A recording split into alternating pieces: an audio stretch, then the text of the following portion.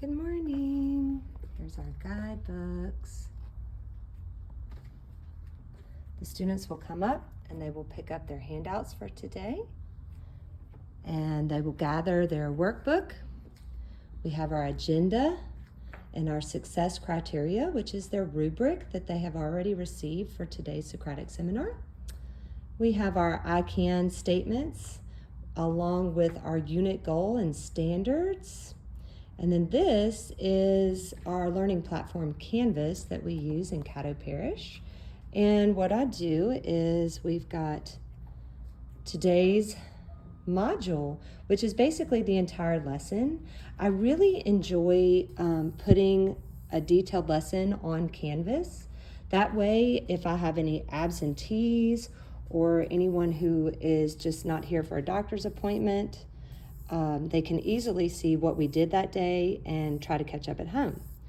Good morning, everyone. I'm very excited to be taking you through today's lesson, which will be a deeper dive into Plato's Allegory of a Cave from our guidebooks. We will be comparing the prisoner in the cave with a limited perspective to modern day caves with a limited perspective. The children are going to do this actually through a Socratic Seminar and through their collaborative discussion. So I'm very excited about this lesson today. We've been working very hard towards this lesson with establishing a lot of prior knowledge. We've read several articles about media bias. We have read our story. We have discussed the unit concepts of the differentiation between truth, reality, and perception. So I'm excited to see what the kids come up with today. Here is my discussion tracker with all three classes that I'll be teaching this lesson to, and I'll be able to mark off if they contributed, what they contributed to the discussion.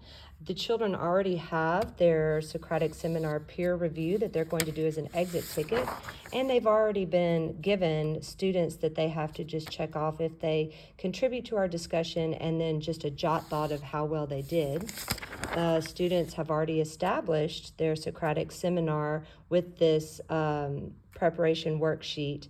We were able to get their evidence and gather their claims, but no one knows who's going to be on the inner circle yet. And then this is my inner circle squad. They will be filling this out after they do their part. Then the students also got a rubric. This rubric here tells them how they're going to be scored on their participation.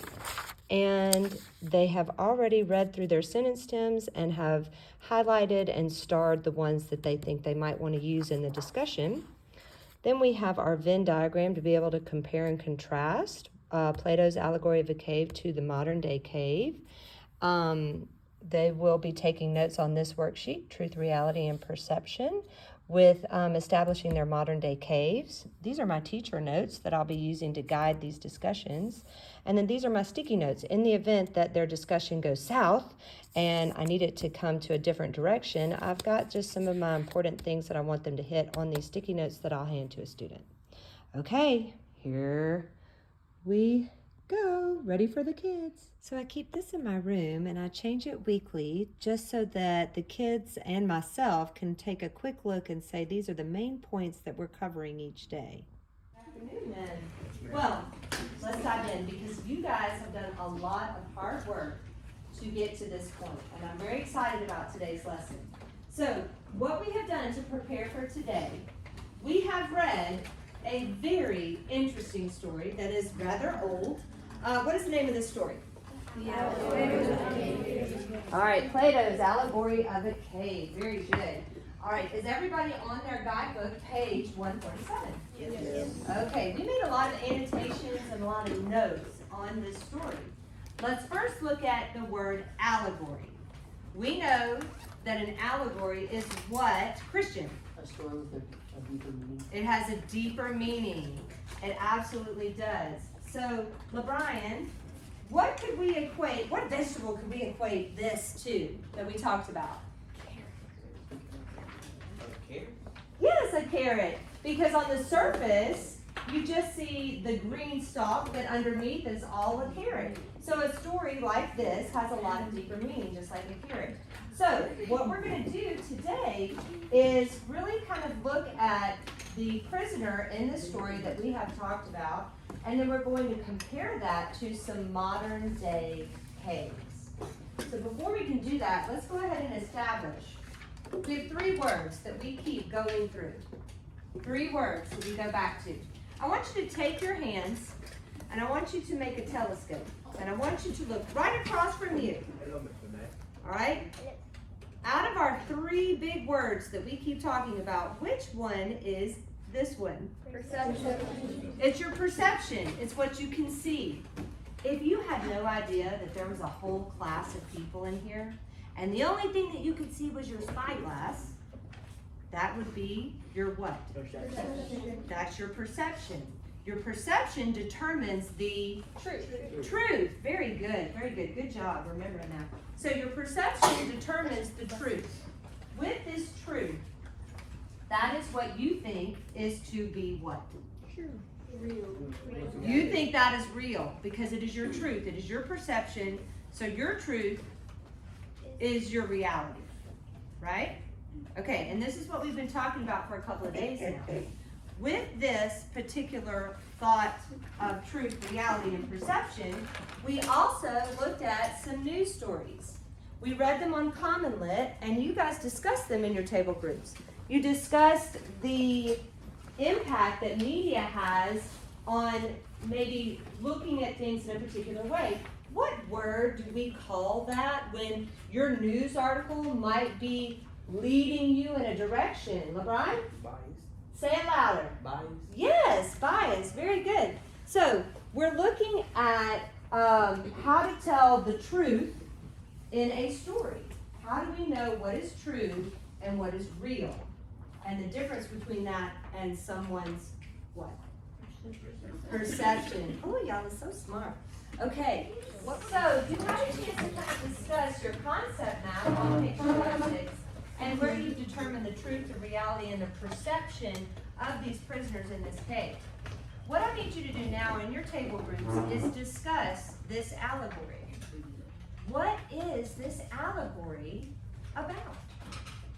It's not about a cave. We know an allegory has a deeper meaning. The cave is just a symbol. I want you in your groups to determine what you think the cave is a symbol for. Ready? You have 5 minutes to discuss, and then we'll fishbowl. Go. Everyone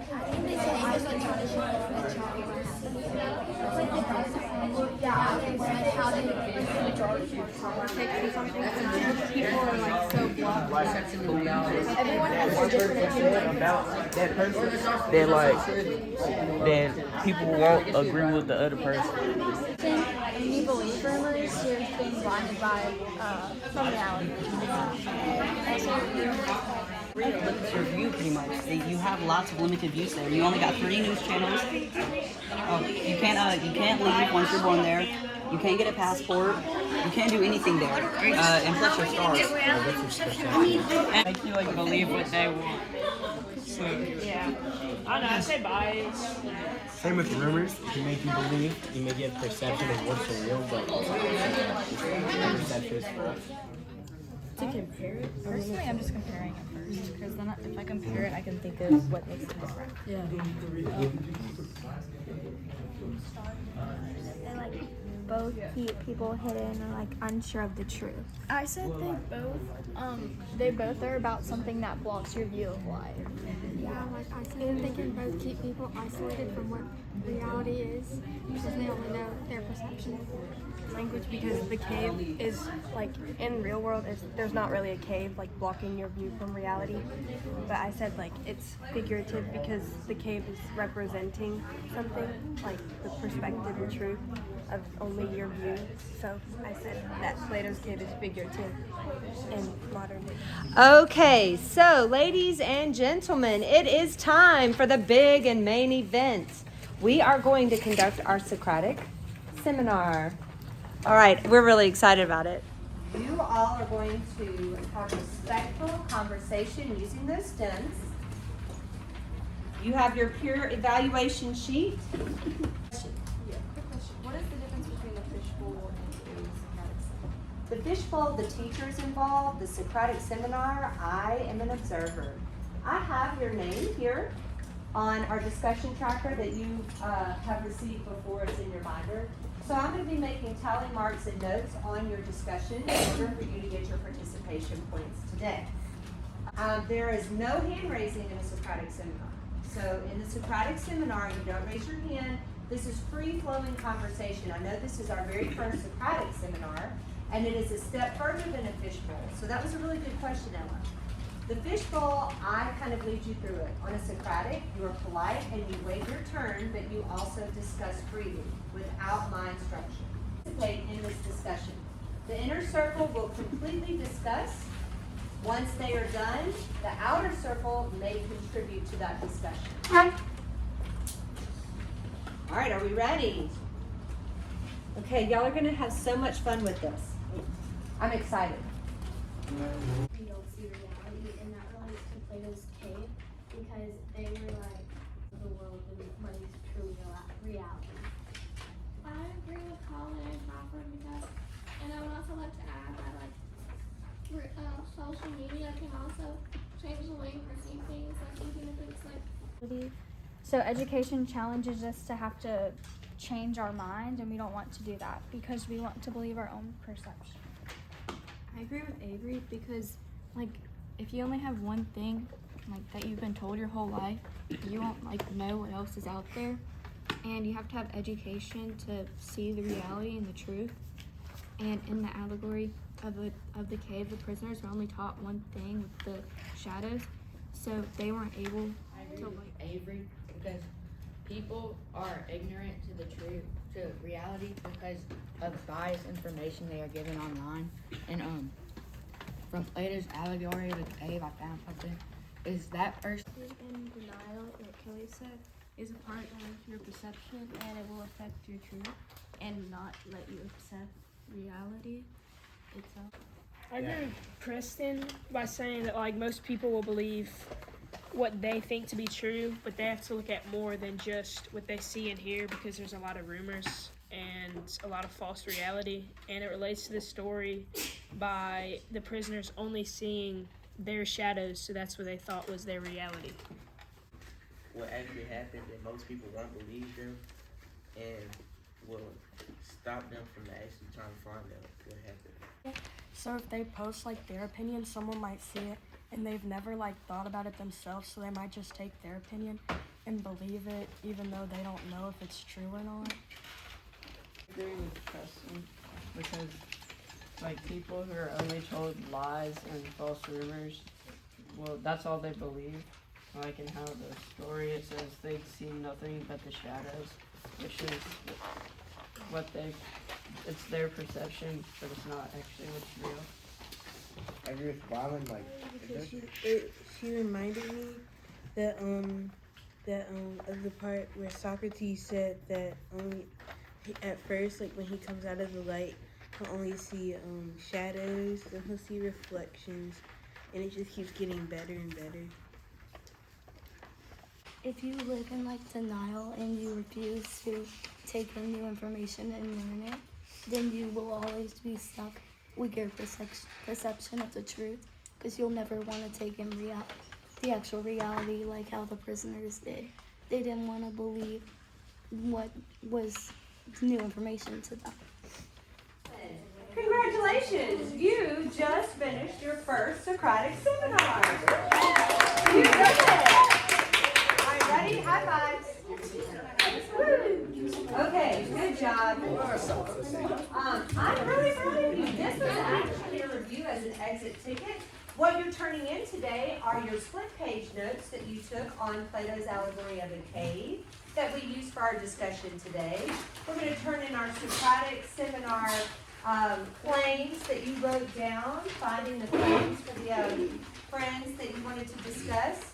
You're going to turn in your Venn diagram where we compared and contrast Plato's cave with a modern day cave. And then I would like to see your notes and your jot thoughts from your table discussions on today's modern cave. We're going to be turning those things in for a nice, hefty 40-point grade. Today we had a great time, and we are signing off.